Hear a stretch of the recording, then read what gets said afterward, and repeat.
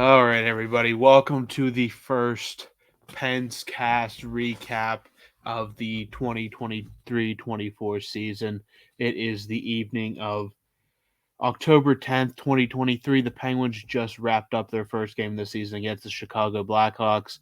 And I don't know if you can see Snail's little tag under his name here, but it says hashtag same shit, different day. And as he said before we started recording, was it April 11th? Because if you watch that game, everything felt the same for the Pittsburgh Penguins, losing um, 4-2 to the Chicago Blackhawks, blowing a 2-0 lead, giving up 3 goals in the third period. And we will get into each of those goals here in a second. But before we start, I want to say thanks again for joining our revolution of taking over this podcast. If you hear any screaming in the background, I apologize. Garrett is still in the basement, locked away for everyone's safekeeping. So, yeah, I'm going to turn it over to Snail here to start. Snail, just give me real briefly your thoughts on what we just saw against the Chicago Blackhawks on opening night. Well, what we just saw was Sidney Crosby in the first line with Gensel making his early return to the team here for opening night. Him and Rusty, they had a lot of jump to their game. They looked good. They were pretty noticeable every shift. But then kind of a no-show from the depth, from this team's depth. I would say even the second line didn't see too much pop from Carlson. And yeah, it was that April 11th is like that should be kind of like the motto of this podcast. It felt exactly the same. I mean, the Penguins they secure a goal early. They pad their lead. Sid gets on the board first of the year. And then it's just kind of this like I want to say they just kind of collapse and there's just not a lot of life. And then the Blackhawks come back and they score like four straight. But it's the Penguins soiling themselves late in the game again. It's just it's not the type of game you want to see from this team. It just kind of soils the hype that was that the offseason accumulated. I'll digress. We'll get into it, but I'll pass it back to you. And yeah, just a disappointing first game of the season. Yeah, that pretty much says it all. Very similar to what we've seen in the Penguins the past season or two. Just a complete and abject uh, collapse in the third period, and they go up 2-0. With Brian Rust gets on the board. We'll go through the goals here real quick just to catch everybody up here in case you're listening to this without having seen the whole game. 7:04 into the first period, just after killing a penalty. Brian Rust uh, first scores the first Penguins goal of the year. Good to see Rusty get on the board. We talked about his struggles last season, but he gets on the board. It takes a second to confirm the goal because, it bounces off the back bar and out real quick, but a quick review gives him the goal. No more scoring in that period, but into the second period, 11:56 into the period, a beautiful passing play between Jake Ensel and Sidney Crosby ends up with the puck in the back of the net. Crosby gets his first of the season. It was reviewed. There was an offsides challenge, but it was determined the puck was barely kept in by Marcus Pettersson, resulting in a goal. And the Penguins had an opportunity with all the momentum right after this to get a third, but the power play just could not come through. And then this is where things start going bad. 15:37 into the second, Ryan Donato cleans up um, a rebound in front. Connor Bedard with a secondary assist gets his first assist of his career, first point of his career, in fact. 10:05 into the second, Cole Gutman evens the score. And then Jason Dickinson off an odd bounce is there to pounce on the loose puck and put it past Jari at 15:29 in the third. That turned out to be the game-winning goal. And then Nick Foligno put the game on ice 18:33 into the third with an empty netter, and that was all she wrote on this one. And man, power play, it wasn't awful, but when you have that opportunity, you up to nothing, all the momentum, you got to find a way to get the puck in the back of the net. No, absolutely. We've talked about this at nauseum. I feel like a lot of these similar symptoms, a similar flavor, if you will, of last year. The power play, there's so much talent on the ice and a lot of passing, trying to pass it through the back of the net. It drives me crazy. I cannot iterate this enough that just put shots on, just pepper the goalie. I would like to see more of that. Yeah, I would take reckless abandon shooting at this point than this trying to make these pretty very last minute crisp little passes. Sure, it looks cool, but it doesn't matter if they don't score. When they the power play looked like it was in disarray. I think Carlson, the 101-point defenseman, former Norris Trophy. I expected more. I wanted to see him really kind of like unleashed, and he had his chances on the power play, and nothing. Nothing on the power play. I thought maybe another thing I wanted to bring up was Jari. I think there's a couple goals that it's game one. I'm trying really hard not to overreact, but I think we all have a little bit of PTSD from last season. And there was a couple of those. I'm just like, you're seeing the ISO cam from behind the net, and I'm just thinking, Jari, your glove like touched it. You got to have those. Yeah, and I mean, credit Peter Mrazek. He really kept the game, at least in that first period, from maybe getting out of hand. So credit to him for that. But and Jari was pretty good until the final like 10 minutes of that hockey game. The second goal, I mean, not much you can say on that. You got to just the first two goals you really can't put on him. Uh, the first one, Donato, somebody's got to clean him out in front. Marcus Pettersson was way too weak on that goal, getting pushed out of the way by Donato and letting him all alone in front. And then the second one, I mean, somebody's got it. You can't just leave a guy sit there in the slot. He's gonna even your bottom six guys. If they get a shot like that, they're too good. They're more times out of not. They're gonna at least get the puck on net. They're gonna put the puck in the back of the net. So those two tough to put on Jari. But the third one, it was a weird bounce, but he had time to react and get over. And if he, as well as he moved all night, he just looked really slow on that third goal. It even tipped his glove, like you said, and it ends up in the back of the net. But um, Peter Mrazek, hey, give him credit. They really could have got out of hand in the first period. He definitely kept the game close and kept momentum on, at least within grass reaching distance for the Blackhawks. And then they got that goal um, to make it 2-1 after killing off that penalty, and momentum certainly swung back quick, and the Penguins could never grab it back. Had some decent looks, but I hate, man. I mean, Crosby breakaway in the first period, didn't score. Riley Smith breakaway in the second period, didn't score. Carlson made an incredible pass to Jay Gensel for a one-timer in the third period.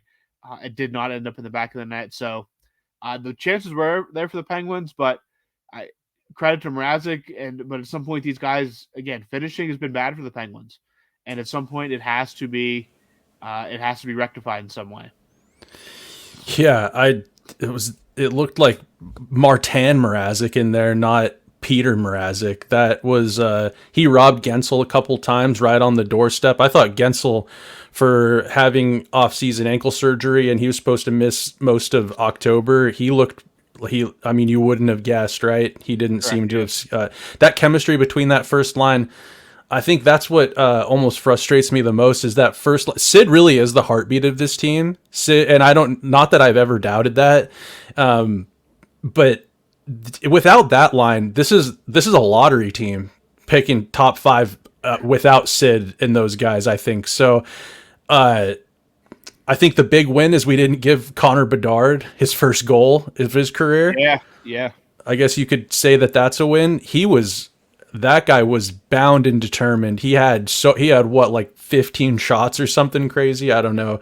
Yeah, he was definitely trying to score. He didn't score. He had a couple decent looks. Jari made a nice save on one he had, I believe, in the second period. The shot is ridiculous. If that shot, I mean, he's going to get his goals at some point. The shot's too good. He's too good. Um, he is much smaller than I thought he was. I mean, 5'10". I knew he wasn't tall, but man, he really looks like once he bulks up, he's already a strong skater. So it's going to be interesting to see what he does after this season. When he gets a full off season of NHL training um, at his disposal because he's going to bulk up. He's going to get around to he's one. They said he's 185. He doesn't even look that big. He's going to get around uh, probably Crosby's weight, I'd say. And again, Crosby's not a tall guy, but Crosby's extremely strong on the puck. And hey, credit to Bedard. He came out and played tonight. He looked good. That first line for the Blackhawks of Donato and Hall. Taylor Hall, it's going to cause problems for teams. Those are good players.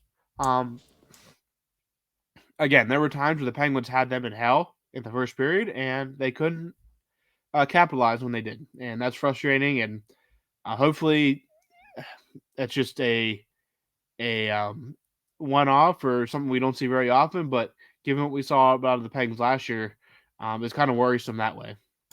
Very worrisome. And I don't really want to start beating this drum too early here. Again, it's game one. I told myself I wouldn't do this. I wouldn't come on here. And it's not doom and gloom yet. There was a lot of good things to take away from that game. But I think the PTSD and what we saw last year, missing the playoffs by a point, this is the Blackhawks, despite having Connor Bedard, should be picking in top 5 in the. They want to continue to tank, and they want to go scorched earth. The veterans they signed are 1-year deals. They're looking to pawn them off at the deadline and recoup more draft picks. This is a team that's another lottery draft team, and it's game one. But again, these are the games that you need to bank for that game down those meaningful games down the road in April. And when you're in a wild card spot or you're battling for a better position in the standings, these are those games that you need to it's just automatically banking them, and they weren't able to do that tonight. It's scary because we're seeing the same symptoms that we kind of saw last year. The power play looks like it's in disarray. Jeff Carter, he was noticeable to me. I was trying to not pay attention to him. I don't know about you, but he had a donkey move with that blatant hook in front of. I'm like, dude? You already have a target on your back in this organization or in this fan base already. It's not even like a smart hook. Like sometimes you see him get away and they get away. It's like, oh, that was a smart, they didn't get the call and they initially stopped a scoring opportunity. That was just like, I don't know. Was it beer league hockey out there for him? I couldn't believe it. And then I couldn't stop watching him the rest of the game. And I was just thinking, this, like he's taken up a spot from someone like a Vinny Hinostroza or a Nylander or whoever. I don't know. I don't want to be, like I said, beating this drum too early, but Carter was noticeable again, taking dumb penalties, floating around, looking all slow. So he certainly didn't help the cause at all. And he's primed and he looks midseason form to be the whipping boy yet again this season. Yeah, staying on the topic of penalties, the penalty kill, I guess you're taking any positives away. The penalty kill 4 for 4. I mean, the Blackhawks had maybe some decent looks, but nothing that I consider 10 bell chances. Penalty kill, as bad as I wouldn't even say the power play was absolutely dreadful, but the penalty kill was one positive you take away. I think overall the defense really wasn't that bad from the defensemen. That third pairing of P.O. Joseph and Chad Ruhwedel I thought was solid. Pretty much all night, playing about a combined. I just looked at their time here, roughly 11 and a half minutes on the ice. So that filled up what was not covered by Chris Letang and Erik Karlsson. If that's the situation, the ice time you're getting from your 3 pairings this year, I think that's pretty well sweet spot. I really like how that ice time was distributed, and overall, the penalty kill is my one plus that I think I take out of it. The first line, that's just to be expected at this point. I don't even know if I can give them props because it's just what you expect night in and night out. They look good. The chemistry was there. I thought Riley Smith was noticeable, which for his first game with the Penguins, you had some preseason games, but your first actual full speed game action, thought he looked good with Malkin. Um, Drew O'Connor was noticeable with his speed, had a couple nice looks at net, but again, some of the same symptoms that killed this team last year were present tonight. Hopefully, I mean, cross our fingers, it's early season rust, but it, given what we saw last year, I have a worry that maybe there's still some lingering effects from past teams. So, yeah, we'll learn more as these next few games go along. We have a back to back on Friday and Saturday, but given how this game started, it's pretty depressing to be sitting here and talking about what feels like the same exact game played 82 times last year. No, absolutely. It's just it's like too soon, right? It's Chicago. Yeah. Every time Athanasiou touched the puck, I was just kind of like, oh God, Tyler Johnston, like no, like just flashbacks. Um, yeah, I know the penalty kill pretty good. That third pairing for the time that they get on the ice, uh, good in their own good in their own zone, and at sometimes they weren't noticeable, but from a third pairing, that's actually good. You don't want to be noticeable. You want to be keep things nice and quiet. Keep bad things from happening in your zone. Pio and Chad Ruedel, I think they look solid right out of the gate this season so far. Carlson, I don't want to say that maybe he had some good plays. I'm not trying. I don't want to get too negative. He definitely put on display some of his crisp passing from his own zone, the quick breakouts, which is why Sully has touted him in training camp and preseason. The Penguins game has always been speed, and a way to accelerate your speed is quick breakouts from your own end. And I saw some beautiful tape to tape passing from Erik Karlsson. Saw him get bumped a couple times. Saw him talking to the trainer once, and that had my undies in a bunch. I was like, oh no, here we go. And then the whole rest of the game when he was out there, I want to bubble wrap him. He took a Connor Bedard wrister off the hand. I saw him favoring his hand, but he jumped up in the rush and he ended up touching the puck again. And no chats with the team trainers after that, so that was good. But I definitely kind of felt the full spectrum of emotions. I was like, Sid is still rocking. Let's plan the parade. Oh no, we're going to be a lottery team. Carlson's amazing. Oh no, we need to bubble wrap him. Just a whole spectrum of emotions tonight, and it's only game one. Yeah, long season, which is, I mean, if you're going to blow a second period lead or a third period lead, might as well do it at the beginning of the season. Unfortunately, the Penguins got very good at doing that all season last year. So fingers crossed that it's just a first game rust kind of thing. A lot of new faces have to get integrated into the roster. Other than that, I mean, Karlsson did make a play at the blue line where he completely shook a defenseman out of his jockstrap and got a great look at goal. And Mrazek made a tremendous glove save. Shot was ticketed for the top corner. Just a tremendous move that you don't see very often from defensemen. But yeah, it is what it is. Game one of 82 is in the books. The Penguins lose 4-2 to the Chicago Blackhawks. Brian Rust, Sidney Crosby get the Penguins goals. Looking ahead here before we wrap this episode up real quick. Friday night, October 13th, the Penguins get to take part in another home opener. This time it's at in this nation's capital of DC against the Capitals. That game is scheduled for 7:30. It will only be broadcast on ESPN Plus or Hulu, so that is something to keep in mind. And then they are right back at it on Saturday, back home at PPG Paints Arena. They welcome the Calgary Flames for their yearly visit to Pittsburgh. That game is scheduled for 7 p.m. and will be broadcast. You can watch that on ESPN Plus if you are out of market, and in market, it will be the new Sportsnet Pittsburgh station to catch that locally. So, as for us here at the Penscast, we have part 2 of our mailbag coming up. We are planning on recording that on Thursday. We'll be out on Friday, so pay attention for that. And then sometime in the beginning of next week, we will have another Penscast recap going over the games against the Capitals and Flames. So Make sure you are subscribed to us on all of whatever your preferred podcasting uh, channel network is. Spotify, Apple, um, Audible, whatever you are on, Stitcher, um, whatever you choose. Make sure you have us set to download so you don't miss any episodes. I'm not sure on Garrett's status for Thursday night. It depends on if I get that lock fix on his cage in the basement. So my guess is Garrett did not listen to either of the episodes that we recorded yesterday because he did not say anything in the group chat about our jokes going around How about him could he? last night. Don't you have his phone?